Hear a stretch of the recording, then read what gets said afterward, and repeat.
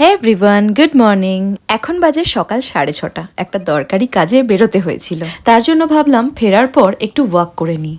Walk করার সময় ভাবলাম না, অনেকদিন পর একটু জগিং স্টার্ট করি। সেই বিপিএড করেছিলাম কলকাতা আলিপুর হেস্টিংস কলেজ থেকে। বিপিএড মানে ব্যাচেলার ইন ফিজিক্যাল এডুকেশন। তো আমার অনেক ফ্রেন্ডসরাই, মানে আমার বিপিএডের অনেক ফ্রেন্ডসরাই আমার ফেসবুক ফ্রেন্ড লিস্টে আছো।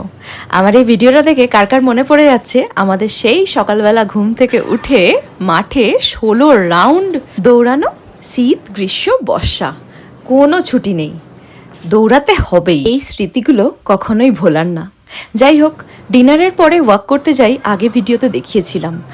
এখন মর্নিংয়ে ওয়াক করতে এসেছি, সেই জন্য একটু জগিং করছি, খালি পেটে আছি বলে। এখন সকাল 7:30, একটু ওয়ার্কআউটও করে নিচ্ছি। আজকে এই ভিডিওটাতে আমাদের সোসাইটির নিচে কি কি রয়েছে সেগুলো তোমাদেরকে দেখিয়ে দিতে পারবো। প্রথমেই আমি বডি টুইস্ট করে নিলাম। এই ইকুইপমেন্টসগুলো সোসাইটির মধ্যে আলাদা করে একটা জায়গায় রাখা রয়েছে। আর পরেই করে নিলাম ওয়াকিং আর হ্যান্ড এক্সারসাইজ। এই ইকুইপমেন্টসগুলো আমরা রেসিডেন্টসরা যে কেউ ইউজ করতে পারি। যেহেতু এটা খোলা জায়গা, আলাদা করে কোনো লক করার ব্যাপার নেই, তাই সকাল থেকে রাত্রির যে যখন ইচ্ছা ইউজ করতে পারে। তারপরে আবার একটু ওয়াকিং করলাম, এটা আমার সব থেকে বেস্ট লাগে, তাই জন্য এটা বেশি করলাম। সকালবেলা উঠেই দেখলাম অ্যাপেল ওয়াচের চার্জ শেষ, তাই ওটা আর পড়তে পারিনি, তাহলে দেখতে পারতাম যে কত ক্যালোরি বার্ন হলো। তবে আমি ফোনটা দেখে 45 মিনিটস মতো জগিং, ওয়ার্কআউট, ওয়াকিং সব মিলিয়ে মিশিয়ে করলাম। আর এইসব করতে করতে তোমাদেরকে সোসাইটির ভিউজটাও শেয়ার করছিলাম। সকালবেলা আলাদাই একটা ভালো লাগা থাকে, আর ভালো রকম এনার্জিও পাওয়া যায়। আমি মোটামুটি ওই 2 গ্লাস মতো জল খেয়ে বেরিয়েছিলাম। এখন 8:30 বাজছে। আমি সোসাইটিটা ঘুরিয়ে একটু দেখাই।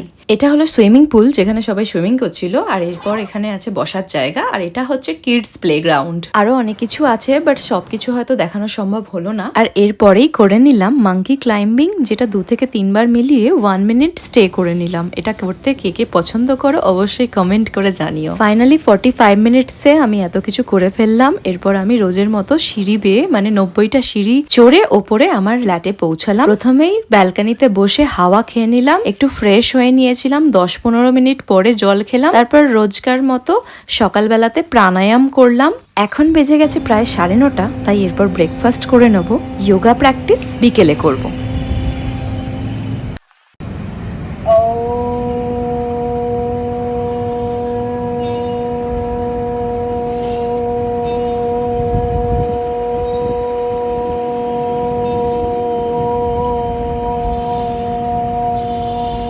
এরকম মর্নিং রুটিন থাকলে শরীরে কোনো রোগ ছুতে পারবে না। Stay healthy and happy. Thank you for watching.